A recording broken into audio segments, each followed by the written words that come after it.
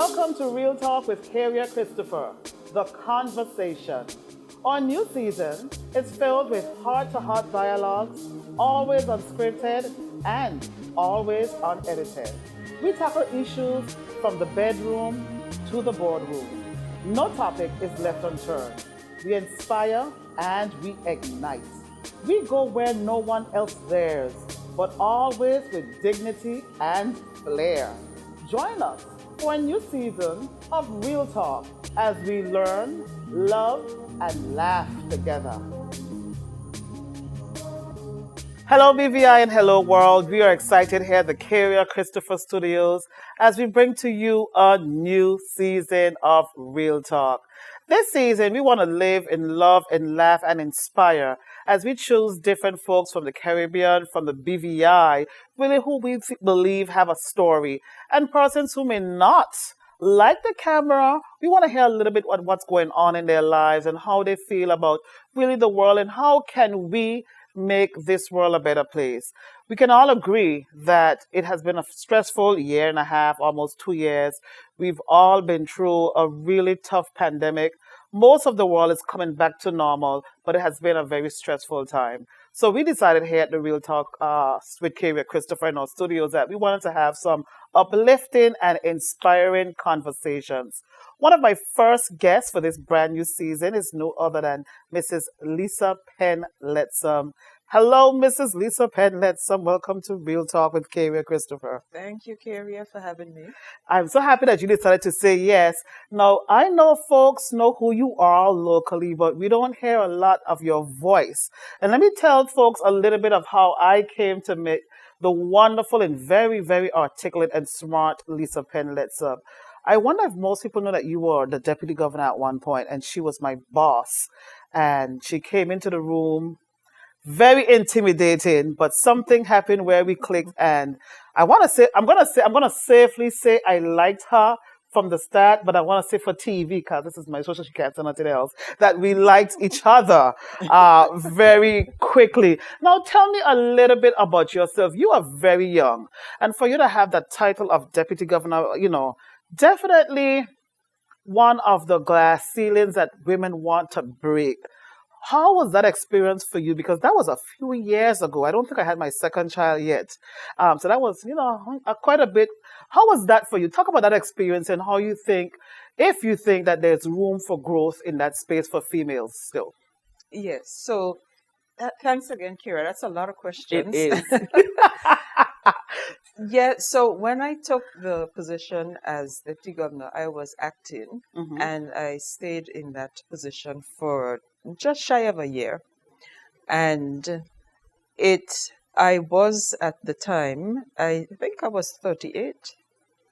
And one of the misconceptions is that persons were struck at how young I was. And I think one person even said, in fact, more than one person, oh, she's too young for the job. Yeah. I don't know what that meant, but a number of people fell out with my father for saying that. Because fathers are very proud of their daughters. Of course. But I need to clear up a misconception. Sure. I used to be very annoyed when people said that, for the simple fact that the person who held the position before me took that position when he was 40, just 2 years older than I was. So somehow it's okay for a man to get the job when he's young, but not for the female. And that's one of the things that people overlooked. So it's not really how young you are. I really don't say anything negative about persons who assume a position when they're young, because I have held all my positions, professional positions, when I was young. And I think that's partly because I qualified in a professional discipline. So I came right into any job at a senior level. And that's just how it is. No, I understand it. And she has been very condensed for an attorney, because generally attorneys are very long-winded. I want to go back a little bit on the fact that we're going to get off of it, but as I said in the beginning, the purpose of this season is to inspire, for us Yes. to learn and love and laugh. And what you said struck really accorded me, and that's where my other branch of my life with the Charm Academy, where we speak to women and girls and inspire them. Do you think that we've made progress since then, where the conversation is less about a woman and even her age, and even the fact that she has to have babies if she chooses to, Yes. or even the fact that she is very emotional. Oh, women can't be top bosses because we're too emotional. Has that conversation in your mind, has that shifted for the better, or are we still having a ways to go here in the British Virgin Islands? I think it's improved. I think actually in BVI you have more women than men, even if they're not in the public service or the private sector. You just have to look around society and you would see that it's the women. And it's something in the Caribbean, I think. Women hold senior positions and they tend to be dominant in terms of numbers. So where you tend to get the friction is where you might have a male and a female competing at the same level. I think we still have the perception that, it's the male. And I'll give you an example. I Obviously people are still alive, so I have to be careful with what I say. Okay. But I remember distinctly being in a meeting with persons from overseas, and I was deputizing for someone, and that person started to cough. And all the people from overseas looked at me as if I must be the one to go get him a glass of Oh, water. And I just looked back at them because I saw immediately what was happening, right. and I don't give in to those type of things. So there's still the perception that even though we're in at the same sort of level, that somehow males have it. But Kerry, I must say this: it's partly the fault of us, of women, How is that? Tell me. because women don't generally support their sisters. And I have been a victim of that.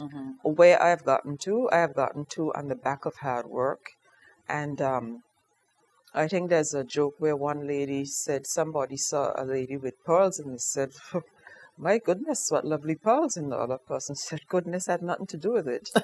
you know, you work for what you have. Right. And I've had to do that. Nothing was given to me on a silver platter. Nothing. And I certainly believe that. But I want to ask you something that's a little bit deeper. And I know that this is a very sensitive topic, but I think that you're articulating it so well, where others have struggled to kind of normalize the process of females being the big boss. Now, you generally could be characterized as very serious. Yes. And you have a beautiful set of teeth, but we don't see them a lot. Yes. And is that a coping mechanism for you? Do you think that, and maybe not just you, but any female that is in a very powerful position, that they should be more stoic than smiley to present that girl boss face? I would think it's a little bit of both. So Okay. I'm naturally like that. I don't smile. You are what your genes make you. Right. And there's nothing I can do about that. So I've heard that comment even from in high school all the way up. Now, I do believe though that if you are a boss, there has to be a difference between the boss and the person who's not the boss. That doesn't mean that you have to be unfriendly or unhelpful or not supportive, but familiarity breeds contempt. I always say that. I'm a firm believer, and it's always been proven to be so. So I think that you need to have a little bit of division. It's a friend of mine made me laugh, and she said, she's from South America, and she said, I don't understand this thing with Americans and American children saying to their parents, "Oh, you're not my friend." And she said, "Of course I'm not your friend. I'm your mother." So it's a similar thing. You are there to be supportive, but I think people who feel that you can be over friendly and things aren't going to go wrong, I think they're kind of duping themselves.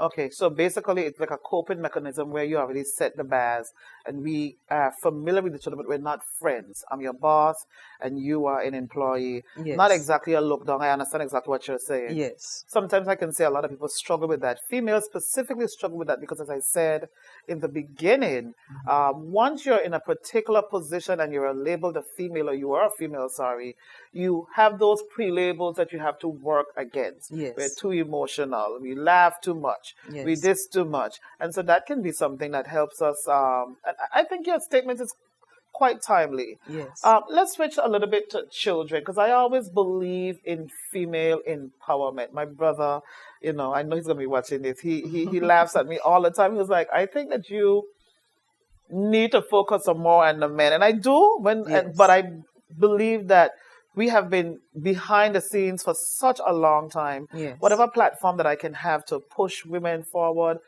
I want to do so. Mm-hmm. So in that same space, as far as I know, Mm-hmm. only women, the female population, can have kids. That's correct. All sorts of things can happen, but we are still the only set of people in this world that can Mm-hmm. actually have children.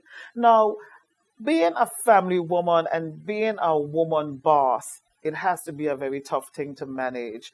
What do you say to those other females and even the young up and coming rising stars out there who would be struggling with the idea of, well, should I have children Yes. now?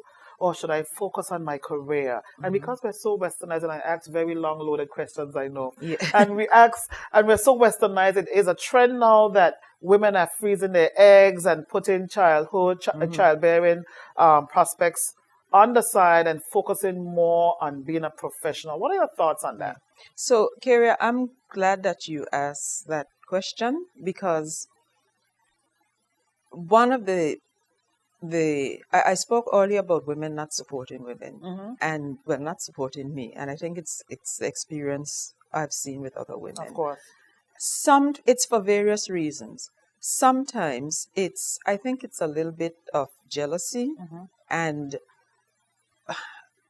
because from the outside looking in, it appears to them as if you've been a success at everything. They don't see the sacrifices that were made. They only see what is put out there when you close the door to your home and you leave. Correct. So the issue of when to have children, it's a serious conversation to have. There are going to be consequences in most cases if you have your children early. Mm-hmm. It's only a few lucky women who can have a professional career early and have children early because it's very expensive to have children. You're telling me. Very, very expensive. Yes. Most of my budget goes on the education for my two children. And so you have to be prepared that if you're going to have your children younger, you might have healthier children Mm-hmm. because you had them when you're younger. But chances are you're going to delay your ability to make a financially successful career. And what you're saying, unfortunately, seems to be true, but I have a big problem with that. And is it not time, 2021, literally 3 months from 2022? It's been really a tough pandemic, 2 years globally. Why are we still in a position where, as a female, you have to decide whether you're going to have children at 30 or have a career? Why is it not that you can't have both? Why can't we be bosses and mothers and wives at the same time? Because I think that we're built to do it.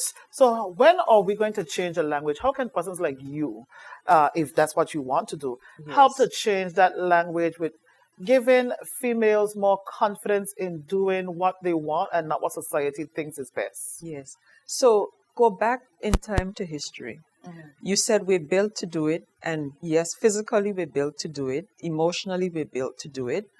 But in the days of our parents and their parents, there's a big difference. They had a support mechanism that we don't have. Most of them would have had 10 other children Yeah. or 15 other children. And so there was always somebody to look after your child if you couldn't. We don't have that now. That means that if you have a career that's going to demand time at night, time early in the mornings when your child is still asleep, it means that you have to pay for that help. It's not free because we're no longer in a society where we have that big family network. So if you can afford to pay for that help, you're fine. If you can't afford to pay for that help, something is going to give. It's an interesting topic. It's an interesting answer. Obviously, nobody really wants to hear my view on this. I'm going to leave that there, but I appreciate that real honest response. I had a conversation with a known businessman here in the Virgin Islands, and then he said something like, we need to have some fresh blood in politics. And I think we need women, but y'all women have to wait until you finish menopause because you get emotional, you get cramps, you get this and you get that. And at that point, you should have just... I toned him out mentally. I was trying to be polite. But this is a businessman in a community. Yes. And for that type of language to still be so very casual and saying it in such a matter-of-fact way, and that clearly means that he believes that. That women can't be, he literally said, you got to wait until, you menopause because y'all emotional and y'all this and y'all that. I kind of actually blame us as women. I blame myself. I was going to say. Yes, because I should have said something more direct at that point. Yes. But perhaps still being a female, you don't want to be seen as an aggressive type woman. And I hate to use that word because I say, why can't we be assertive? Why can't we be strong-minded? Why it has to be aggressive? Yes. So it tells us that we still have some work to do here in the Virgin Islands and really globally. Yeah, I agree with that. There are a number of things I agree with there. I agree that that person's perception is wrong, but it's probably based on his experience, and maybe it's how we deal with the fact that we're in a position of power. I have a term, I can't say on TV, but there's a management, a way that men manage. I know it might be controversial, but my experience, for example, is that men manage by not making decisions and thinking it will go away. And I said I'm going to write a book about it. And I have my name already for the book. I always tell people this, so I can't see the name on TV. Okay. So men are left with this perception, and it's our fault. I read a book once. I don't read little books. I tend to read a novel if I'm going to read a proper book. She said little book, I'm done. But I picked up a book, and the book was very thin, and that's what attracted me to it. And it says why women don't get the corner office. And the book was very thin because there are not many answers. There are few answers. And it says, we have the candy jar at our desk. Men don't have candy jars on their desk. Oh. We go to a meeting, we play with our hair, we twiddle our hair, they twist our hair. And examples like that. So it's, if you want to be in a position of power, that's why I didn't go get the glass of water. That would probably be on page 5 or so. You're the one who go fetch the water. All right? Oh, Mossy! So, and I think in BVI, it's a very, very difficult place to live. It's a small place. Yeah. And instead of a sister saying to a sister who makes it, good on you, and joining and giving support, they tend to be the ones that are the distracting forces. You have to keep your eye on them as well. Yeah. Because they don't support you all the time. So you not only have to deal with men with that mentality like you described, but you have to deal with women too. And it's tough. It's tough all around. But partly we're to blame by the way we make it easy for people to see who we are, read who we are.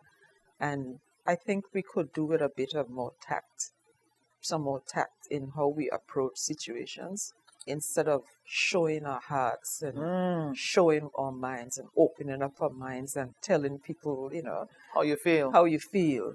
Child. You expose your weak Shane, look points. how she's talking to me right now. Cause No.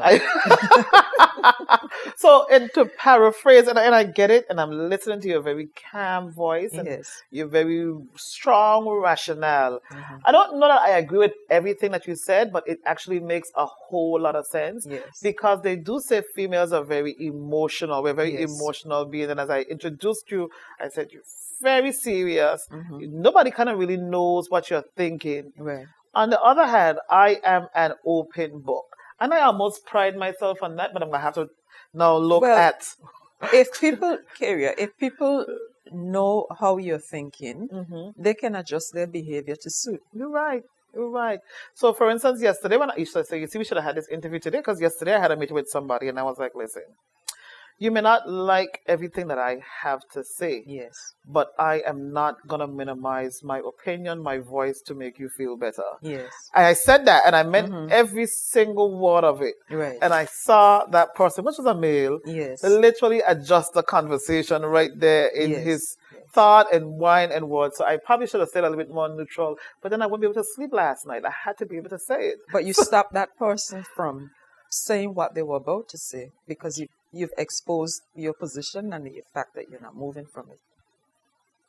Well, I mean, I guess you're right. So we're going to talk about Shane again. I guess you're right in a sense, but I think that I slept like a champ last night, but I understand. Short-term benefits versus long-term benefits. Yeah, because if I don't know the situation, but for instance, I would have said, just based on what you just said, Yeah. I would have said, there's some really good points you're making, but have you considered this?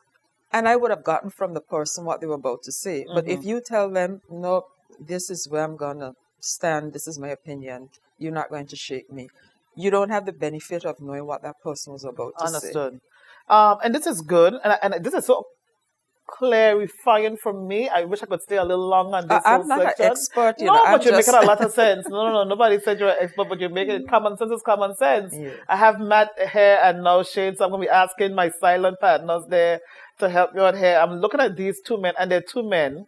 And I'm trying to read their mind. Shane is always laughing, and Matt has like literally no expression. So now if Matt goes home with his wife and they'll like, okay, well, like I'll have to read you differently, then I'm gonna have to blame Miss Penn-Lettsome. But I understand what you're saying. Yes. It's a narrative, it's a learned behavior. And what struck me most, and we're gonna get off of the female empowerment section in a little while, but I think that's such an important thing for women who are where you are, women who want to be where you are, Yes. young girls who aspire to be more than just a girl, Yes. but they want to be known as something to understand really how this world works. And perhaps if I had somebody to tell me this when I was 15 years old, Yes. things would be better. But we love the fact that we can always change the narrative going forward. Yes. And so I think it's really great that you can be so refreshingly honest and really eye-opening. I love that you are so honest. Yes. But we are already halfway there in the show, so we're going to take a few minutes for a commercial break to pay for this show. And of course, we want to thank Flo. Flo has been such an exceptional support for us here at Real Talk. We want to just showcase a little bit of what Flo has to offer, so we'll be back in 2 minutes, 2 seconds. When your dog rolls over, does it give you double data? Nope, but Flow prepaid mobile plans do. Simply stay topped up and you'll get double data when your Flow 7-day prepaid plan renews. That's up to 6 gigs for you to enjoy. Top up today. Now that's a good plan. Dial *129# to activate and stay topped up. Conditions apply.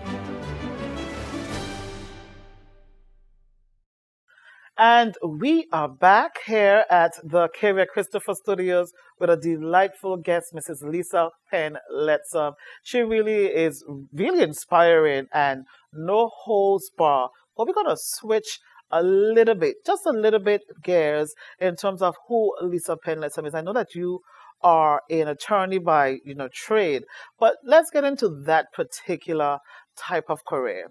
When you were younger, both of us, you wanted to be a lawyer or a doctor. That's really all it was. If you wanted to be anybody, that's what you were trained to believe. No, there are places that are opening up, like the construction market and project management. Those things are a little bit innovation where young folks literally take a phone and make millions of dollars. Yes. What do you think about the market here in the BVI or young people? Are we training them to understand that it's more than being a lawyer or a doctor? When in fact, the lawyers and the doctors are the Lisa Penn-Lettsomes that are making, you're living very comfortably. I don't know how much money you're making, but I know you ain't done on the ground. So how can we improve that narrative with young people when we're saying, get into construction, get into project management, get into those non-traditional places. However, the people that get featured the most, the people that get on all the boards and get all of the prominent positions per se, are the lawyers and the doctors. What do you have to say about that? Yes, so I agree with what you said, that we were conditioned, and it was from Yeah. our families. It's Yeah. again, it's a small community, and that was the limit of what your parents or your grandparents saw. Yeah. And so you weren't anybody until you hadn't arrived, unless you were a lawyer, doctor, or a carpenter, or something that they recognize. Yeah. But you rightly said we've moved on. I think children, it's gonna come out in the wash. It's going to be a cycle where all children are going to go beyond BVI and get their schooling and their experience. Some will come back home, some won't. And the ones who are going outside, they're seeing so much and they're exposed to so much that I feel with a little bit of guidance, they're going to choose careers where it's different. But it still makes them financially secure, or make them have them in a career where they're in demand. So let me ask you this question. You said early on, that generally now in 2021 and recently, folks don't get 10, 12 kids. If somebody has 4 kids, you'd be like, oh, 4 kids. Yes. And generally you said because educating children is such a very expensive venture. Yes. You rightly said most of your income is going towards educating your children. So am mine. I just waited to Yes. see somebody got to graduate soon so I could get a little break. But Yes. the concern that I have is this, and I'm not sure how you want to see this or if you see what I'm trying to say. When we educate our children, we allow them to go abroad, we want them to get exposed. The likelihood of them coming back seems to be very problematic. And so It is. we have a huge population of expats because coming back home somehow does not appeal Yes. to our young children. What are we as parents doing wrong? What is the system doing wrong, if they're doing anything wrong? And how can we entice young people to come back home, if that's something that you think we should do? Yes. Yes. I grapple with the issue as well, because the conversation for myself and my husband is, I don't think this child's going to come back home. And he would say, no, this other one who won't come back home. So it is something, whoever wins the bet, you see, our parents never had that bet Yeah. with us. It never was something, because they just expected you to come back. Yeah. And when I went away to school, I went to school in 3 different countries. And in each one, I told people, I'm not staying in your country, I'm going home. Right. So you have nothing to fear. But now our children aren't saying that. I really don't know what the answer is.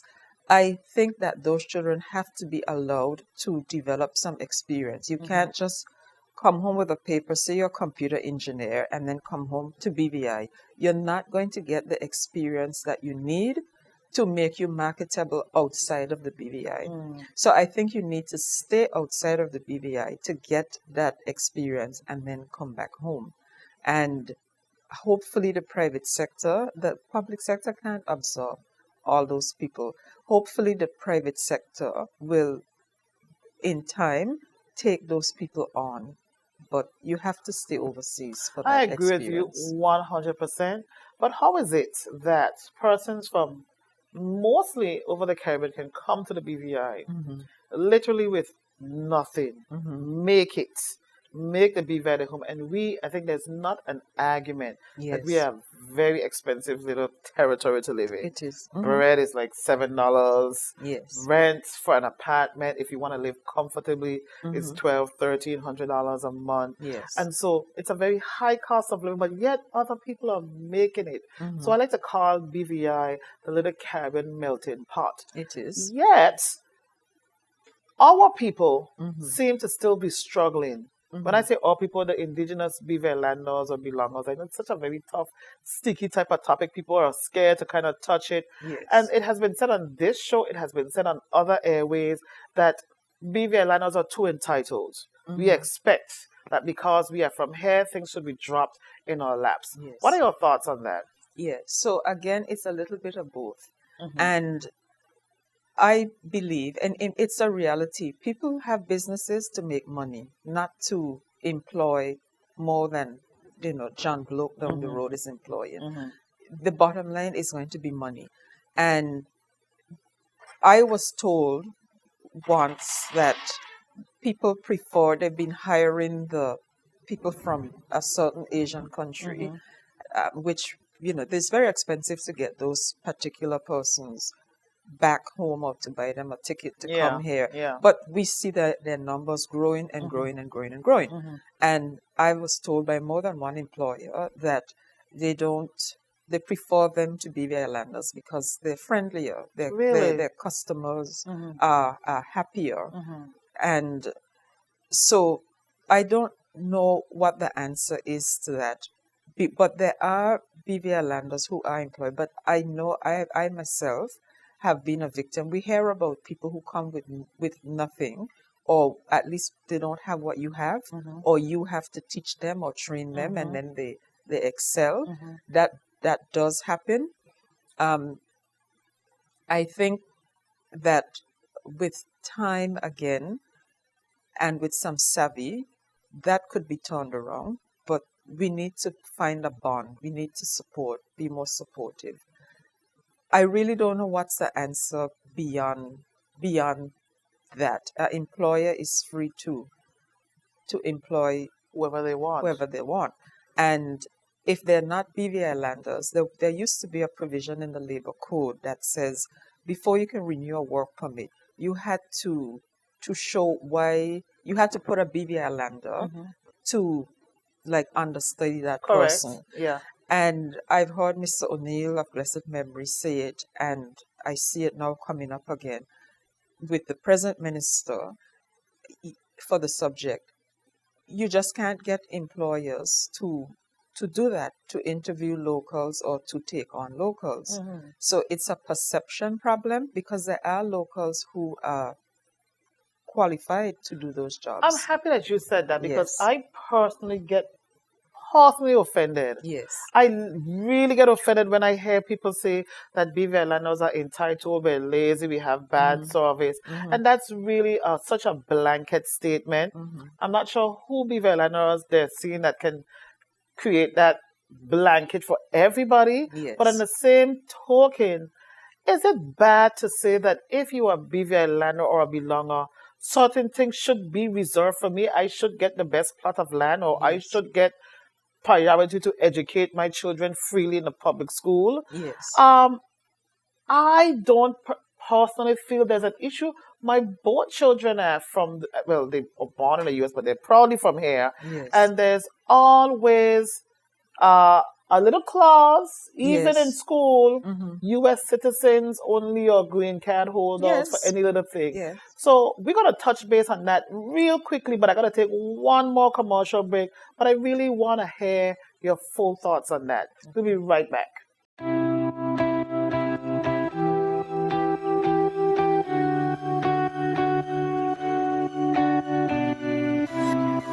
How can you connect with people authentically from the heart? Nothing replaces the human connection better than communication. And nothing will be able to get you further along than to connect with other people. Today, I am offering you personalized one-on-one coaching on public speaking, negotiation, body language, all the necessary tools to make an impactful statement. It's about shoulders back, head straight, mastering the power pose, and giving your audience of 1, 100, or even 1,000 the biggest impact that you can dream of. I take you on a personalized journey in a private setting, holding your mic, standing at the lectern, and being authentically you, true to yourself, being a better communicator. My services will ensure that you are prepared for your next job interview, accepting a public contract, speaking at a wedding, a campaign event, addressing the boardroom. The possibilities are endless. We will ensure that you are prepared and ready to shine, no matter the audience. My many years in front of the camera with thousands of interviews, hundreds of hosting engagements, dozens of boardroom deliveries, and yes, my certifications have prepared me to teach you the tricks of the trade and prepare you for your next big step in life. I cannot think of anything in life where communication is not important. I am Karia Christopher of the Charm Academy, where we will make your voice your best asset to help you succeed. Call us today.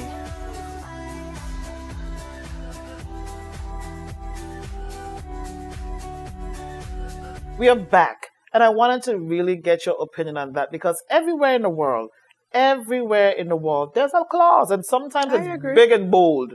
And when you go into a country, it says U.S. citizens in Absolutely. this line, and it says foreigners in that line. And that is correct. And so I take my foreigner self and go in the foreigner line.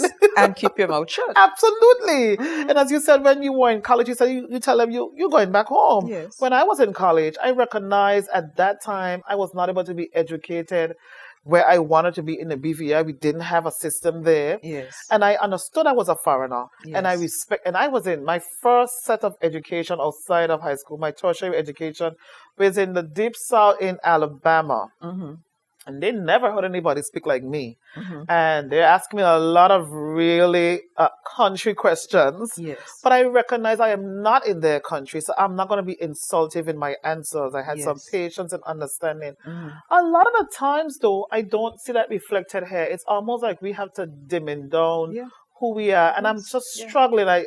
There's a fine line behind a disrespectful response and being proud of where you're from and trying to really support the space. Where are we going wrong in this narrative? Clearly we're going wrong somewhere. What's your opinion on that?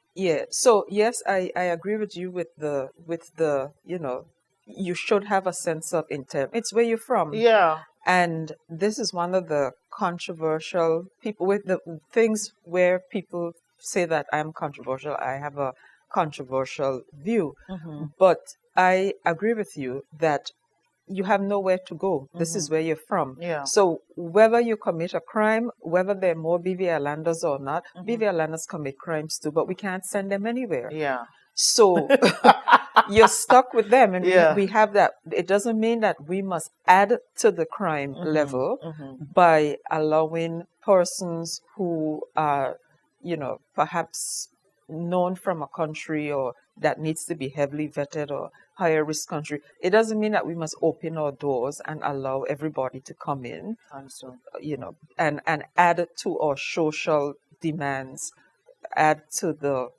infrastructure, the social breakdown, because we have to deal with our own, because we can't do anything with them. Now, I feel that why employers make that comment about BVI landers having the sense of entitlement is because we say it to them. And that rubs them the wrong way. And if you say it to them and also you're not qualified, well, it gives them some vindication. It gives the employer some vindication. But even when you are qualified, if you throw it back in their face, then it appears that you're rude or disrespectful. Understood. So it doesn't quite show the savvy that I was talking about that we need to get, as I referred to it earlier You on. surely did. Yeah. Yeah. Sit in your corner. Yeah. Suck up to the boss if you need to She suck said, up to the "Suck up, boss. Shane. Listen to this. No, I'm no. listening to you, and I know that you You are know aware. what? Tell me, If we don't do it, somebody then else will do it." the others are doing it. Marcy, what a tough pill this is to swallow. I done in my mid-40s, and I'm learning these new things. So tell me, go ahead. No, I've had this conversation already in a certain place where I worked, Yeah. and I heard a secretary complaining about her boss, and I said, "But wait a minute, but he likes you," and I said, "Yeah," and they said, "Well." It was coming up to Christmas and it was known that the secretaries get bonuses. Right. So I said, well, you need to play on that then. So tell you what, when Christmas comes and he gives you 500, ask him to double it. That's all. But don't complain. Just go with the flow and play along and get out of it what you need for yourself without everybody having to know. And without you having to say anything. Why do we have to air everything and vent everything? Shane, you hearing this? My mouth literally dry because it open. I hope you didn't catch my mouth. But why open do with we? That. Why do we have to vent it? All of us are not accomplished lawyers. This is something that's in your DNA, I think. No. But tell me, if you go to immigration in the U.S., yes. Why don't you complain to the immigration officer and say, I've been waiting here an hour? But if I tell you I do, then you're going to tell me something wrong with me. Well, why wouldn't the normal person or the average person complain? I understand. It's because they're in a position of authority. I understand. And you are not. And it's the same situation where you have an employee-employer relationship. Mm-hmm. At the end of the day, the employer is in the position of authority. Mm-hmm. I hear you. We need to give more support to the employees, but I agree with that. The other 50% is that the employees have to not make it difficult for others to give that support. I understand. Yeah, I do understand. It's definitely a lesson that we are learning as we go along, and it just really goes to show that you're never too old to learn. So I'm listening and literally inhaling everything that you have to say, because some of the things are really an eye opener. But I don't follow my advice all the time, so there are times when I do what I sit here and say. I do the opposite to what I say. But I know there will be consequences. So and you just have to know that there are consequences. Yes, I'm prepared to live with those consequences. Okay, all right. So if I don't like a job, I leave. You understand? Or I put in for a transfer. But if you put in for a transfer, you must know, well, you might not be as happy in that other job. You don't know. So there are consequences. It's all up to you. I do understand. Yeah. So we're in October. Well, this show might air a few weeks from now, but things are quieting down in terms of the pandemic. We now expect to see an influx of tourists. Tourist season is coming up shortly. Are you excited as a resident here, somebody who makes a living here, your husband lives here, really he is in the industry for sure. Yes. Are you excited to have a more or less back to normal space, or do you think that we are not quite yet there, or we're not ready in terms of a people? We generally still don't like to wear a mask, even though we had a whole scare a few months ago. Yes. And we do have not enough of us are vaccinated to have herd immunity. What are your thoughts on trying to get the BVI back to normal? Well, we need to get back to normal. We can't afford. Right. I don't care who tries to sugarcoat it. It's common sense. Yes. This is going into 2 years. Yep. We cannot. Every other jurisdiction is realizing. I think Antigua is saying in 2020, January 2022, there'll be no restrictions. Oh. I think that's the way probably England is going as well. Yes. So we need to open up, and it becomes a very hostile conversation about who's vaccinated and who's anti-vax and what's not. And I feel that we need to find a way to coexist, knowing that the persons who are going to probably have the bad end of the stick in terms of health are the ones who are not. You know what? with businesses and schools all requiring vaccination, we're gonna get the rate up. You see, the U.S. just said you're gonna need to be Mandated. vaccinated, and the rates went up. Yes. So, but we could have been there earlier. But we need to open up the economy. So it's time. In your mind, it's time. Oh yes, it's It time. is time. Yeah. Okay. And I agree. You asked earlier if we are ready, and whether or not we're ready. We need to be ready, not only in terms of the protocols and health wise, but seriously, we need to clean up the place. There's too much garbage, too many derelict vehicles, and we don't look like we're ready. I think 99.9% of the population will agree with that. Yes. It definitely is a very sad state of affair. I know we have BVI love, but everybody still has nature's little secret in their mind. Yes. And a secret normally is supposed to be something that you can't wait Yes. to get to hit, unlock the code for. Or we could go a step back. Yes, we're different. Yeah, she said.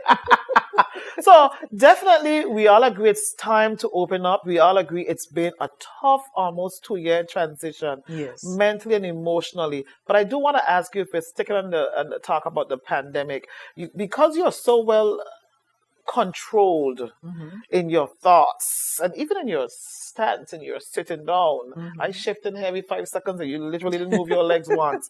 So you're very controlled in your thoughts, but a lot of us are not able to do that. Yes. And what I recognize, and this is from having a conversation with my youngest daughter, Cody, who is now a psychology student, so she thinks she's an expert now. Yes. She says she wants to normalize mental health. That's not a very popular language you use here in the BVI. There's a big stigma about psychiatry and counseling, but I don't think that there's anybody in the world who wouldn't say that it's been such a tough year. A lot of people would need to have some conversations about how they're coping. Yes. A lot of us had to be stuck in the house for weeks at a time, not going outside. What are your thoughts on the mental health well-being in this very small community in terms of coping with the pandemic? Persons losing their jobs, persons not having food to eat, not even being able to travel, whether it's just to St. Thomas, Puerto Rico, back in the different islands. Should we introduce a bigger mental health scope to get that way? Because even in government, at least in my experience, we haven't had a lot of, are you okay? What's happening with you? Yes. How do we do? What's your thoughts on that? So businesses have increasingly been engaging employee assistance programs, which come with if I understand it correctly, it comes with that sort of support, the service that you can, there's somebody that you can talk to. Yeah. And so I think I have to slightly disagree with you there. Okay. What I would go further and say is, you think that I'm private, but a lot of people here are private, and I don't know that a large number of us would utilize those services here. Really? I think we would be more comfortable in going overseas.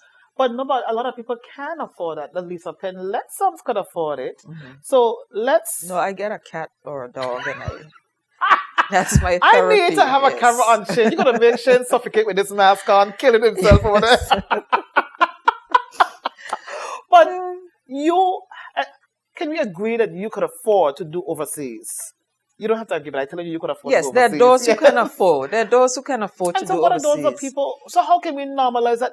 We're going to take a young child over who hasn't seen a friend, because a lot of the schools were operating remotely for months, if not even a whole year. Yes. That is not normal for a child, perhaps even a single child, not to see or touch or play with other children. And it's not a knock on the government at all, because I know that the government is stretched with resources like every other place. But the question is really just normalizing mental health. See, I get in the BVI ready for my child when she rolled in Yes, here. I was going to come to that to say I hope that she comes back home. But I agree, we need to. But the services are there through a number of these Okay, so forms. that's what you're saying. And if you don't use them, then you need to get to your private doctor, Okay. who can then give you a referral to somebody here who is whether in the hospital or in private practice. I think we agree Yes. on that. Yes. But you know what? Our time is up already. Already? Already. I cannot believe it myself. I want you to look in the camera. There was this camera, Shane. And I just want you to talk to the listening audience on a few words on, giving them, I don't want to use the word inspiring words because I can't put you in a box. Yes. The tools to be successful specifically as a young woman or even an older woman growing up. That's because I Yes. think that was your more salient point. Yes. So I would think the answer, one word, focus. I think you need to stay focused. BVI is a very difficult place to live. I find it a very difficult place to live. So I think this is why my friend Karia thinks that I'm very private, but I am actually, that is one of my coping mechanisms that you referred to. And if you were to take on friends and people who don't necessarily wish you well or people who have a different opinion, these things are just distractions. You have to know what you want. And I was thinking about it driving here. Yes, I've had a bit of luck because I qualified in a professional field. So I kind of jumped up there to the top and was always in management positions. But I think that I got further because people saw what I was worth. I didn't have to rub it in their face and sell it. I think they just saw it. I also sacrificed a lot. I worked for very, very low salaries. I worked, in fact, in places where I was just ignored, not given anything much to do, just because of perhaps they needed a token tortillon. And eventually I excelled, I succeeded, I didn't complain, but I didn't tell anybody what I was doing. I know what I wanted to do and where it was going to get me and what my priorities were. And the other thing I would say is if you are focused on something, let's say if you have your eye on a certain position, you need to let somebody know that the person who can influence that you actually are interested. Because I don't think a number of times we tell people, we sit and think it's going to come to us. But you need to say to somebody, I would be really interested in this job. I remember you, Karia, you did that with the Sister Islands coordinator. Yeah. I'll never forget. You were very passionate and you said you were interested in the job. And I got it, people, just so y'all know. So focus. I love it. Listen to me. I could not be more happier with this interview. You were brilliant and no holds barred, honest and transparent. Exactly what we were looking for in this new season. So BVI Caribbean, the world. I present to you Unreal Talk with Karia Christopher, my good friend. People cuss me up when I say friend all the time, but this is my absolute wonderful boss. I will always call her my boss, and I respect her so much. Mrs. Lisa Penn-Lettsome, thank you for taking time out of your busy, busy schedule to just have that conversation with us. And I can promise you, you will impact so many people's lives with just being so authentic and honest. And I just appreciate you just being so forthcoming here with us today. Thank you for very having much. me, Karia. My pleasure. Ladies and gentlemen, I'm your host, Karia Christopher, here at Real Talk as we present to you a brand new season of inspiring conversations where we love and laugh and learn together. I could never, ever be here without the kind support of Flo. Flo, I am so much appreciative of this extremely huge platform. Thank you, Flo. Have a wonderful week to come. God bless you all. Real Talk is proudly powered by Flo, sponsored by Nagico Insurances.